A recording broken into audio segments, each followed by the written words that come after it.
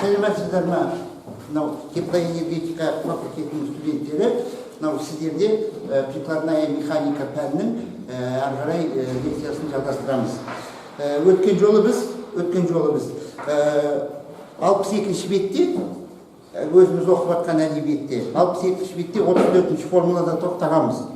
Сол 34-ші формулада жаңағы денеге күштер әсер еткенде тепе-теңдік күй. Ол тепе-теңдік күй жаңағы 34-ші формулада 3 формуламен келтіреді. Біреуі күштің X-қа проекциясы, екеуі момент.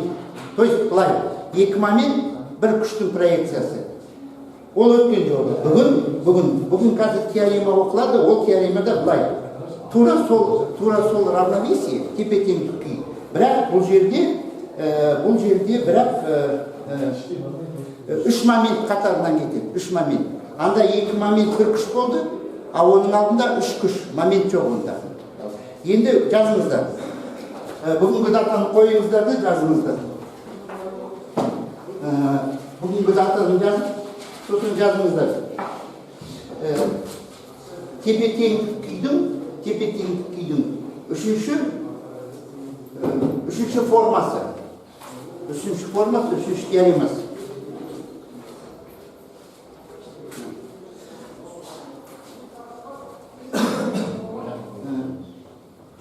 Сол бойынша, үшінші теорема бойынша былай делінеді.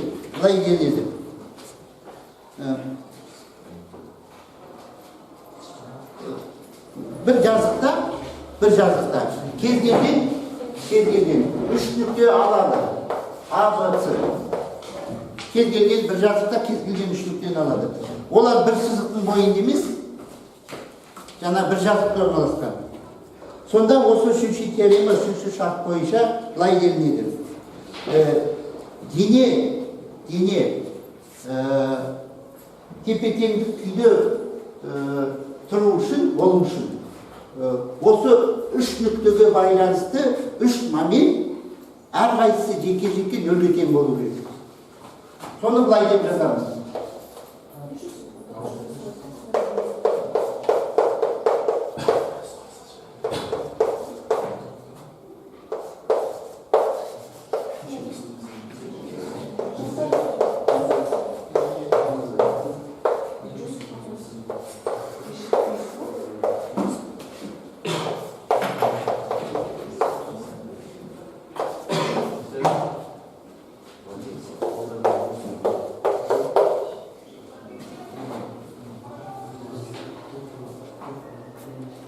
Мінекей осы үшінші теорема.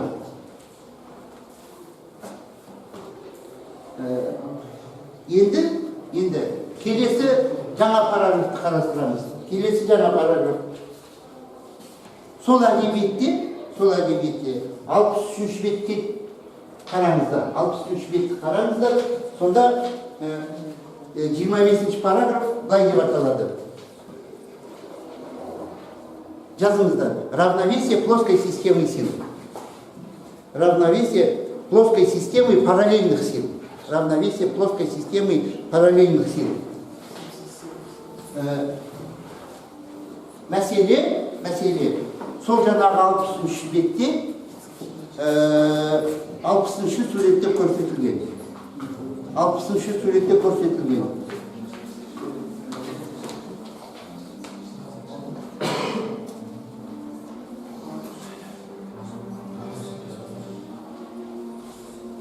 Сонда параллельді күштерде былай болады.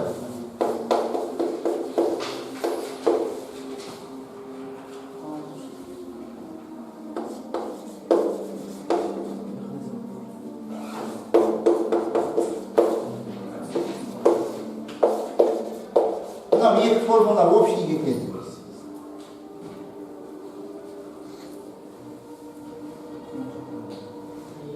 Мынау бір условие, екіншісі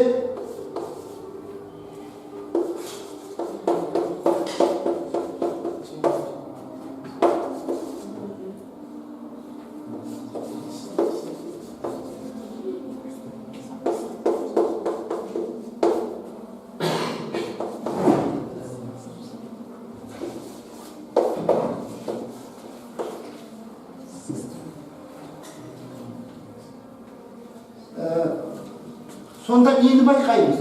Сонда біз мынаны байқаймыз. Мынау параллельный күштер жазықта жатқанда жаңағы теңдеу үшеу емес, екеуден болады. Мынау да екеуден, мынау да екеуден. Ну, екі-ақ теңдеу. Анау системада, үш теңдеулі системада бір теңдеу кетіп қалып отырады. Енді сіздерге мен ылғи осы Тарықтың кітабын ылғи мақтап жүремін. Мінекей тағы да соның несі айғағы әрі қарай 26-шы параграф решение задачи.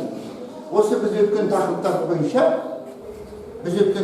бойынша мұнда есептердің шешімі подробно дейді ғой, тәптіштеліп шешілген. Оны өздеріңіз анау үйде практикада қарайсыздар. Міне, өте жақсы кітап. Осы Тарықтың кітабы маған өзіме де өте қатты ұнайды. Әрі қарай міне есеп, бірнеше есеп кетеді мұнда. Тамаша кітап.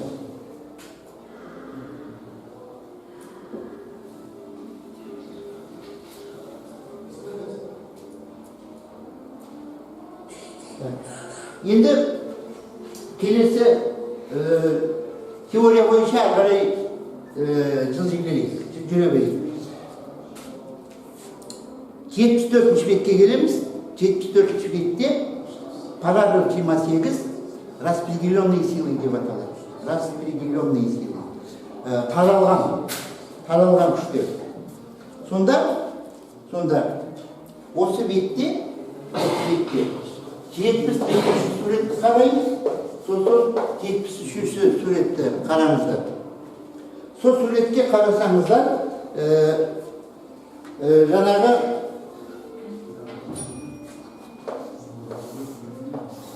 мынандай бір брус дейміз ғой енді, брус берілген, сол бруста былай осы брус бойынша таралған күштер. Распределенные силы дейді.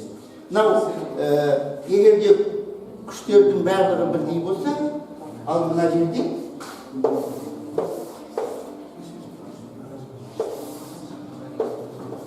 былай қарай өздерінің мәндері өсіп жатқан күштер.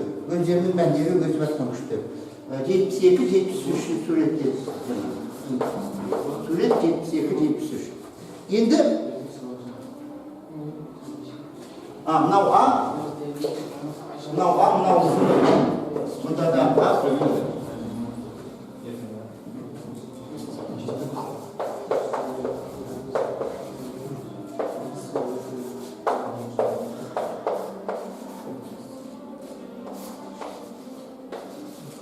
мінекей жазыңыздар мына шаманы осы куб күшінің мынау ұзындық бойынша линейный тығыздық, линейная плотность. Ұзындық бойынша линейная плотность деп атайды.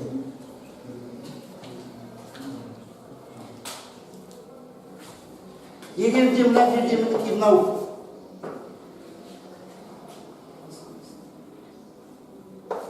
QM, мінекей мынандай күш сызықты функция болып өзгерсе, міне күш сызықты функция болып өзгерсе, онда осы Q'дың мәні 2/1 A QM болады. Мына жерде QM деп тұрғанымыз мынау Q'дың максималды мәні. Сонда мынау максималды QM арқылы мынау Q осылай өрнектелген.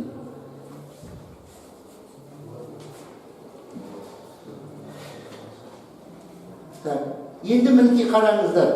Келесі 75-ші бетте қайтадан есептердің шешімі. Осы распределенный күштерге, мынау распределенный тармақталған күш. Ұзындық бойынша тармақталған күшке тағыда есептің шешімі. Мен сіздердің назарларыңызды, мынау келесі 77-ші бетте задача 31 дейді. Сол есепке ерекше аударылып келіп тұр. 77-ші бетте жаңағы 31-ші есеп, мынандай есеп, оны есеп үйде қарайсыздар ғой, мен айтып отырмын ғой сіздерге. Мынандай мінекей қараңыздар.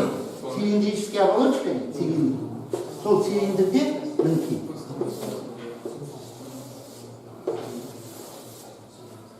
Осы цилиндрический оболочкаға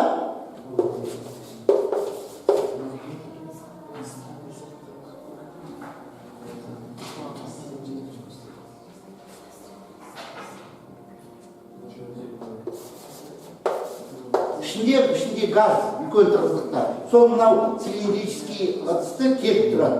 Сол есеп. Бұл өздеріңіз білесіздер, прикладной механикада кез келген ыдыстың ішінде үлкен қысым болса газдан, немесе сұйық қатты қысыммен болып жатса, сол ыдысты былай келіп тұру есебі өте сондай тәжірибеде маңызды өте. Сондықтан осы есепке назар аударыңыздар. Біз енді теория бойынша әрі қарай жүре берейік.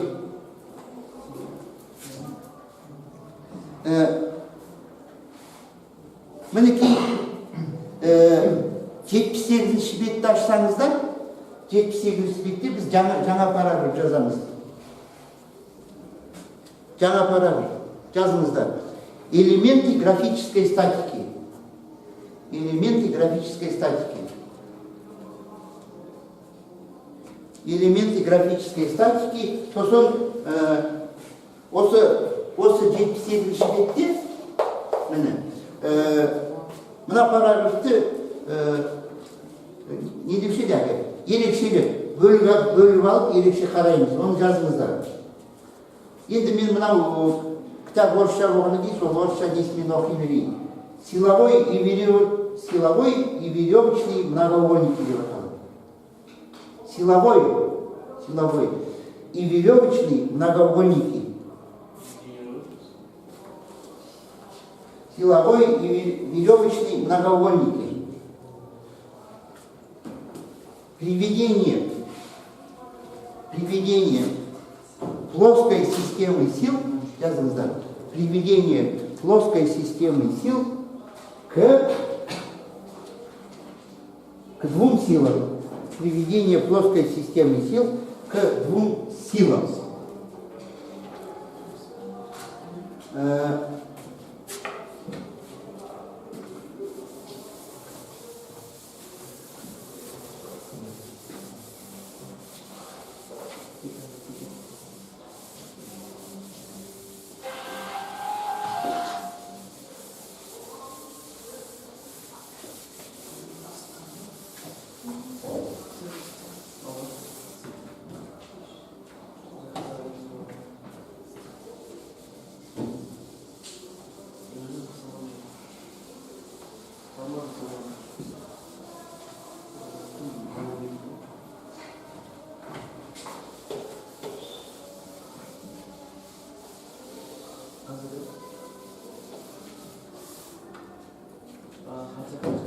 Бұлай деп жазыңыздар.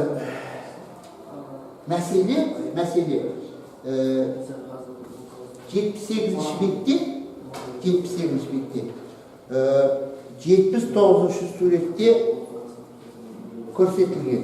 Мәселе 78-ші бетте 79-ші суретте көрсетілген. Сонда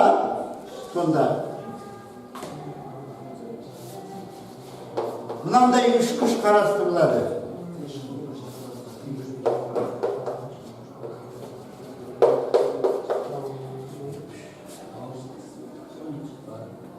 Бұл үш күш әрі қарай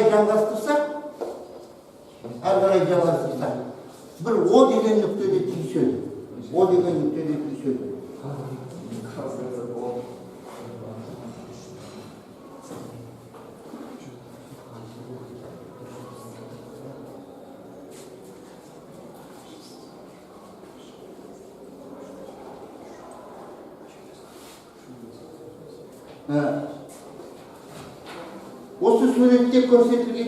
Осы суретте көрсетілгендей, аяғында мынау осы үш күш мынандай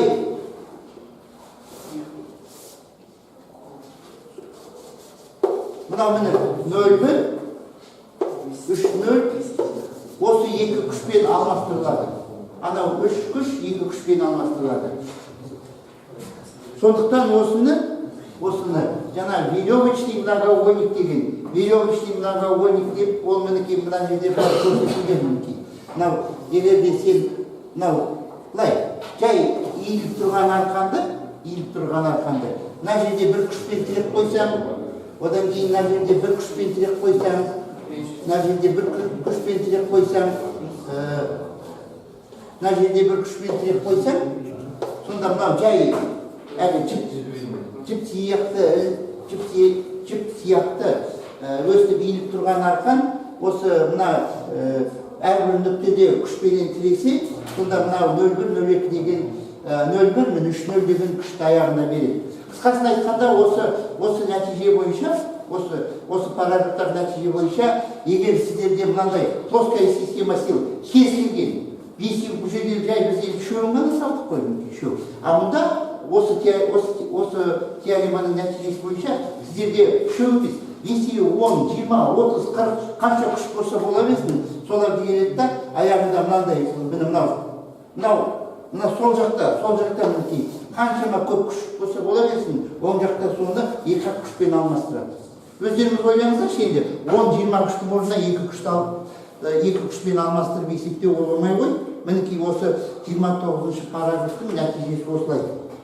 Оны енді айтып отырмын ғой, қазір ұсақ түйек дейді ғой, ұсақ түйек дәлелін оны қазір мен тәптіштеп қарауға уақыт жоқ, өйткені материал өте көп, параграф көп, кітап қалың, бір емес, және біз осы 15 лекцияда бар болған 15 кездесуде біз 3 бөлек кітапты қарастыруымыз керек. Өйткені айттым ғой, мен сіздерге 3 бөлімнен тұрады. Чистый таза термех, одан кейін қалай дедім, прикладная механика, одан кейін анау теория механизмов машин. Сопромат, то есть сопромат.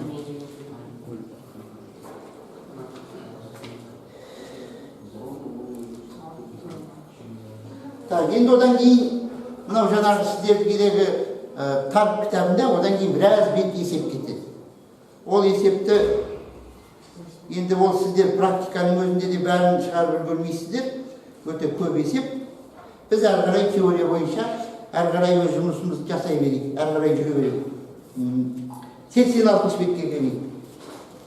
86 бетке келсек, үлкен бір жаңадан тарау трение деп аталады. Жазыңыздар. Трение equals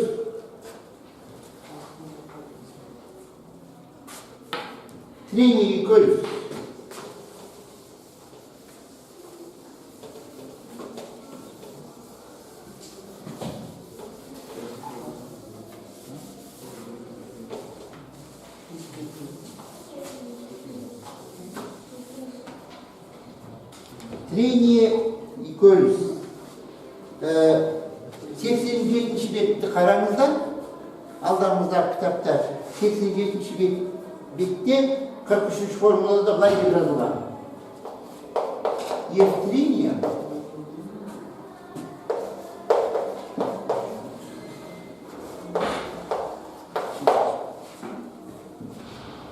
міне, equals күші мынандай жазықтың үстінде бір дене тұрса, сол дененің былай қарай неменесі болады? Салмақ күші болады. Ауырлық күш кейде оны салмақ күші дейді, вес дейді орысша. Осы мінекей мынау вес, мінекей мына жерде қалай енді? Мына жерде N деп белгіленген. Енді мынау екеуі біріне-бірі тең ғой, модульдары қарама-қарсы, бірақ абсолюттік шамалары тең. Ал модуль бойынша жазатын болсақ, минус вектор күйінде. Кейде керісінше, кейде мынаны N деп белгілесе, мынаны P деп белгілейді. Анау сила тяжести, реакция екеуі біріне тең. Сонда міне көріс күші былай. Енді бұдан әрі қарай қысқасын айтқанда мынау коэффициентті кейбір формулада оны мю деп жазады. Мю. Осы екеуін жазғанда коэффициент трения деп атайды. Коэффициент трения. Мысалға, енді жазбай қойыңыздар, өзі кітап сіздерде бар ғой, мен жай сөзбен ғана айтып өтейін, мінекей мына келесі бетте дейді. Мысалға, дерево по дереву, ағашты ағаштың үстіне үйкеліспенен жылжытса, F нулевое қанша? 0,4, 0,7. Ағашты ағашпен. Металл по металлу дейді. Вот металл по металлу. Ең былай бірін-бірі қатты ұстайтын солар ғой.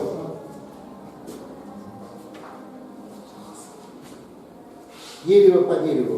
Металл по металлу F нулевое 0,15 қанша? 0,25. Сосын былай дейді, сталь по льду дейді. Сталь болат қой, болат лед мұздың үстінде. F нулевое қанша? 0,27. Мінекей қараңыздар, сталь по льду кішкентай. Мынау неме дейді жаңа? Металл по металлу мынандай, ал ағаш, сонда ағаш не, көп үйкеліс беретін ағаш.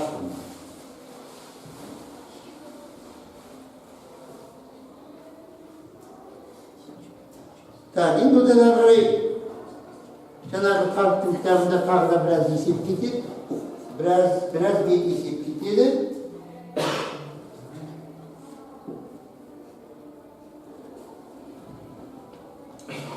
Мен сіздерге мынау 92-ші бетте жазыңыздаршы, былай деп аталады. Параграф 39, 92-ші бетте, параграф 39, трение нити о цилиндрическую поверхность.